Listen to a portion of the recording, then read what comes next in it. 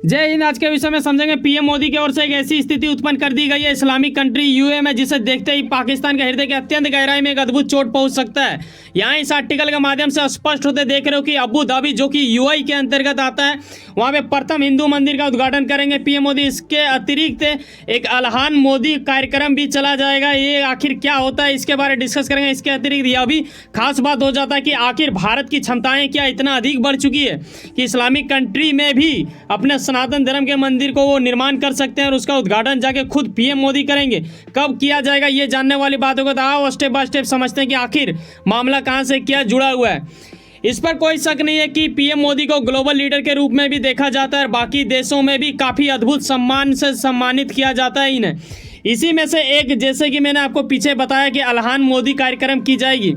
अलहान का मतलब होता है या तो नमस्ते आप बोल सकते हो या फिर हेलो बोल सकते हो, वो यूएई के भाषा में बोला जाता है ऐसे करके। बता दूं कि इसमें करीब 60,000 लोग रजिस्ट्रेशन करवा चुके थे, लेकिन संख्या इतना अधिक बढ़ने लगा था कि वहाँ के प्रशासन जो इसे नियंत्रण कर रहे थे, उन्हें अचानक ये चीज़ रोकना पड़ा, क्योंकि उतना स्टेडियम में जगह भी नहीं था जहाँ पे पीएम मोदी पहुँचने वाले थे। हालांकि ये वहाँ पे पहुँच चुके हैं बीते कल ही और ये हो चुका है, काफ़ी अद्भुत रहा। लेकिन आपको ये चीज़ सुनने में थोड़ा अजीब लगेगा, लेकिन ये वास्तविकता की निकट वाली बात है। और पीएम मोदी का एक बीजेपी सरकार का एक खासियत भी यहाँ पे नज़र आता है, वो ये कि भाई साहब कांग्रेस की दिग्गज नेता, हमारे देश के पूर्व प्रधानमंत्री रह चुके हैं इंदिरा गांधी, 1981 में यूएई पहुंची थी, ठीक है। उसके बाद अगर देखो तो करीब 34 साल बाद 2015 में पीएम मोदी का प्रथम यूएई दौरा हुआ था। और आज का अगर मैं तुलना करूं तो ये दौरा मिला के करीब ये 7वां दौरा हो जाएंगे। तो ये काफ़ी गजब होता है कि एक 9-10 साल के अपने शासक व्यवस्था काल में इनने करीब 7 बार वहाँ पे पहुँच चुके हैं। माना जाता है कि ये इन्हें अपने भाई के नाम से संबोधित करते हैं, यानी एक छोटा भाई या फिर बड़े भाई के रूप में आप देख सकते हो। तो ये कहीं ना कहीं दर्शाता है कि दोनों देशों के बीच काफ़ी बेहतर रिश्ता बनती जा रही है और यकीनन ये काफ़ी अद्भुत हमारे व्यापार पे भी होगा, जो कि वीडियो के अंत में आप समझोगे। क्या यहाँ सिर्फ मंदिरों की बात की जाएगी या फिर कुछ अतिरिक्त व्यापारों की भी बात करनी होगी, तो ये दोनों होगा यहाँ पे। तो आइए समझते हैं कि आखिर मामला कहाँ से क्या इसका मेन खास मंदिर से कैसे जुड़ा। देखो, जब आप एक इस्लामिक कंट्री में अपना धर्म का कुछ मंदिर बनाना चाहते हो, क्योंकि इस पर भी कोई शक नहीं है कि अमेरिका के बाद अगर देखो ना तो यूएई में ही इंडियन ज़्यादातर वहाँ पे रहते हैं। ऐसे में वहाँ जो लोग रह रहे हैं उनकी अपनी धर्म होती है, कुछ ना कुछ आस्था जुड़ा हुआ रहता है, वो लोग भी मंदिर का इच्छा रखते हैं। ऐसा पीएम मोदी के पास एक प्रस्ताव आया था, जो कि कहीं ना कहीं पीएम मोदी ने इसमें बहुत बड़ा योगदान दिया। और यूएई के राष्ट्रपति, जिसका नाम बताया जा रहा है शेख मोहम्मद बिन जायद की ओर से करीब 27 एकड़ जमीन दे दी गई थी। ये लीज पे था। लेकिन गजब वाली बात यहाँ पे ये लगेगा सुन के, जो कि आपके हृदय के अत्यंत गहराई में एक सुकून महसूस करवाता है। इसके अतिरिक्त ये भी गर्व करवाता है कि भाई साहब इंडिया नेक्स्ट लेवल में पहुंच चुके हैं। पीएम मोदी ने सिर्फ इन्हें कहा था कि एक ज़मीन चाहिए, वहाँ पे ये लोग मंदिर बनाना चाहते हैं। तो वहाँ के राष्ट्रपति ने कहा क्या पता है कि आप जिस क्षेत्र पर उंगली दर्शा दोगे उसी क्षेत्र को मैं दे दूंगा। ऐसा ही कुछ करके ऐसा 27 एकड़ ये 2015 के टाइम में ही ऐसा कुछ हो चुका था जब इन्हें मिला था। और काफ़ी तेजी गति से ये भव्य मंदिर बन के वहाँ पे तैयार हुआ। और ये क्या हुआ है, कितनी लागत लगा, ये भी मैं बताऊंगा। लेकिन समझने वाली बात ये होगा कि आज ही के तारीख यानी 14 फरवरी जब ये उद्घाटन की जाएगी और पीएम मोदी की ओर से होगा। बता दूं कि ये वहाँ का प्रथम मंदिर है जिसे बनाया गया है BAPS के एक तरह से बोलो ना कि इनका एक ग्रुप चलता है, इन लोग की ओर से ही बनाया जाता है। तो यहाँ पे ये बन चुका है और ये आज के दिन होगा, इसे इतिहास रच देने योग्य माना जाएगा। और ये पाकिस्तान के हृदय के अंदर चोट तो पहुँचाएगी, जो कि आगे स्टेप में हम लोग समझेंगे। लेकिन थोड़ा खास बात ये होगा कि इससे जुड़े कुछ वास्तविकता की निकट वाली बातें भी आपको पता होना चाहिए, क्योंकि ये इतिहास रच देने योग्य वाली बात होती है। तो कहीं ना कहीं आपके एग्जाम के लाभदायक के लिए भी फायदा होगा, निजी जानकारी के लिए भी आपको ये पता होना चाहिए। करीब 700 करोड़ की लागत से बनके ये तैयार है। करीब 108 फीट ऊंचाई है। वहीं अगर आप देखो तो 262 फीट लंबाई, 180 फीट चौड़ाई में ये फैला हुआ है। 27 एकड़ की जमीन यहाँ पे दी गई थी जिसमें ये किया गया है। माना जा रहा है कि यूएई और भारत के बीच में ये सांस्कृतिक और आध्यात्मिक संबंधों को एक तरह से प्रमाण बन के ये खड़ा हो गया। और ये कहीं ना कहीं दर्शाता है कि अगर आपकी व्यवहार और आपकी तरक्की और आपके दूरदृष्टि का पहचान भी कहीं ना कहीं मायने रखता है और आपने जिस प्रकार बना के रखा है अपने देश को, तो एक देश दूसरे देश की न सिर्फ व्यापार बल्कि अलग चीज़ में भी सहयोग कर सकता है। इसका जीता जागता प्रमाण ये बनता नजर आ रहा है, जो कि आज ही के टाइम में ये हो जाएगा संपन्न।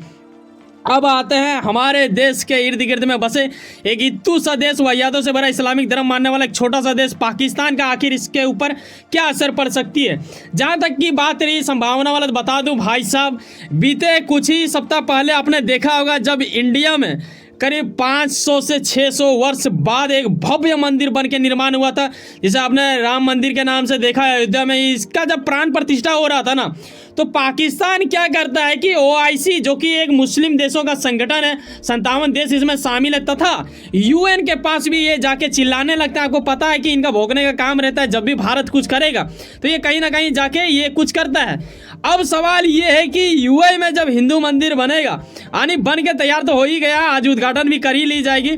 अल्हान मोदी का जो कार्यक्रम हुआ उसके बाद फिर वहाँ से वो कुछ अलग अधिकारियों से मिलेंगे, उसके बाद ये की जाएगी। लेकिन गजब वाली बात ये होगा कि 57 देश के पास ये पहले चिल्ला देते थे, अब ये कहाँ जाएगा, क्योंकि उसी 57 देश के जो मेन लीडर देश माना जाता है OIC संगठन का, अगर खासियत आप देखोगे तो इसे ना ज़्यादातर क्या ही बोलूँ, मुझे हंसी आ रहा है कि सऊदी अरब और UAE यही दो ऐसे देश हैं जो कहीं ना कहीं इसका खास लीडर बन के हमेशा से रहा है, ठीक है, शुरू से अभी तक।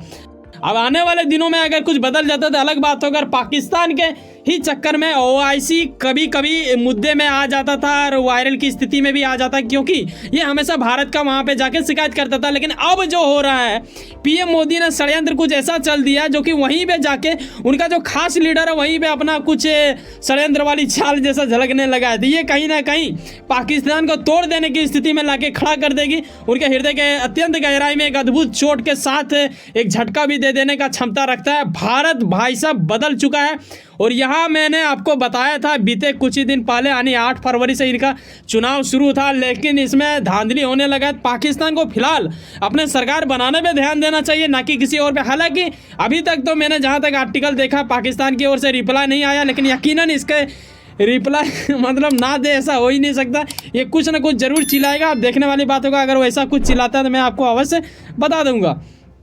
इसके अतिरिक्त आपको यहाँ पे ऐसे भी आर्टिकल देखने को मिलता है जहाँ पे थोड़ा कुछ बिजनेस की भी बातें की जाएगी। ऐसा नहीं है कि जब भी आप किसी देश में जाते हो तो कुछ सिर्फ मंदिर उद्घाटन करने के लिए ये नहीं गए हैं, बल्कि वहाँ पे और अतिरिक्त से मिलेंगे, जैसे दुबई के शासक व्यवस्था से भी वो मिलेंगे, ठीक है। यहाँ समझने वाली बात ये होगा कि कई गुना संभावना इसके ऊपर भी लगाया जा रहा है कि PM मोदी के इस दौरे में UAE की ओर से करीब 50 अरब डॉलर का निवेश भारत में किया जा सकता है। इस चीज़ की घोषणा कर दी जाएगी। अगर ये सब कुछ घोषणा होता है तो एक अद्भुत घोषणा इसे माना जाएगा, क्योंकि हमारे देश और उन देशों में काफ़ी अच्छा संबंध बढ़ चुका है, मतलब मानने वाली बात रखते हैं ना। तो करीब 34 साल के बाद PM मोदी 2015 में प्रथम बार पहुंचे थे UAE, उसके बाद ये करीब 7 बार चल जाते हैं। तो कहीं ना कहीं आपको यह भी समझना होगा कि बीते कुछ माह पहले UAE के राष्ट्रपति भी हमारे यहाँ पे आ चुके हैं। तो कहीं ना कहीं इन दोनों देशों के बीच अच्छा खासा संबंध बढ़ता जा रहा है। और आपको याद दिलाना चाहेंगे एक आंकड़ा जो कि 1970 का है, जब हमारे देश और UAE के बीच में सालाना अगर हम व्यापार की बात करें तो करीब 18 करोड़ डॉलर की जाती थी, ठीक है। आज की अगर हम तुलना करें करीब ये बढ़कर 85 अरब डॉलर तक पहुंच चुकी है। तो ये अपने आप में एक अद्भुत दृश्य को दर्शाता है। और आप अपनी राय अवश्य दें कि क्या पाकिस्तान एक बार फिर से चिल्लाएगा इन मुद्दों के ऊपर। और ख़ास बात यह है कि 14 तारीख को 2-3 चीज़ हो रहा है। एक तो माँ सरस्वती जो वाणी के लिए काफ़ी खास मानी जाती है देवी में, ठीक है, उन्हीं के कृपा से हम सब वार्ता कर पाते हैं और अपनी लहजा को बेहतर बना सकते हैं। ये कहीं ना कहीं सम्मान वाली बात हो जाता है आज का दिन। और एक तरफ से UAE में आप देखोगे कि एक भव्य मंदिर जो कि इस्लामिक कंट्री में बनाया जा रहा है, तो ये सनातन धर्म वाले लोगों के लिए काफ़ी लाभदायक वाला चीज़ है। उन्हें हृदय के अंदर एक सुकून सा महसूस करवा देता है। खास करके PM मोदी का प्रभाव भी देखने को मिलता है। और एक खास बात ये भी जुड़ेगा भाई साहब, 2024 लोकसभा चुनाव भी काफ़ी ज़्यादा निकट आ चुका है। कहीं ना कहीं ये असर यहाँ भी देखने को मिलेगा। अक्सर BJP के ऊपर आरोप लगाया जाता है कि ये लोग सनातन धर्म को लेकर काफ़ी ज़्यादा प्रमोट करते हैं, ये वो करते हैं। क्या ये प्रमोट करना गलत है? क्या ये प्रमोट करते हैं? ऐसा कुछ प्रश्न सूत्रों के हवाले बार बार उठता है। तो आप अपनी राय इसके ऊपर भी दे दें। ये कितना अद्भुत आपको लगा ये जरूर बताएं। वैसे सुनो ना, कहीं ना कहीं कुछ ना कुछ काम करते हैं, यकीनन अपने काम के प्रति काफ़ी ज़्यादा उम्मीद रखते हैं। यकीनन आपका मेहनत आपका मंजिल बन के मिला। वैसे सुनो ना, सब्सक्राइब कर लो वर्ल्ड अफेयर्स पॉलिटिक्स और जुड़े रहो मुझसे। चलो मिलते हैं किसी नेक्स्ट वीडियो में। बाय, जय हिंद, जय भारत।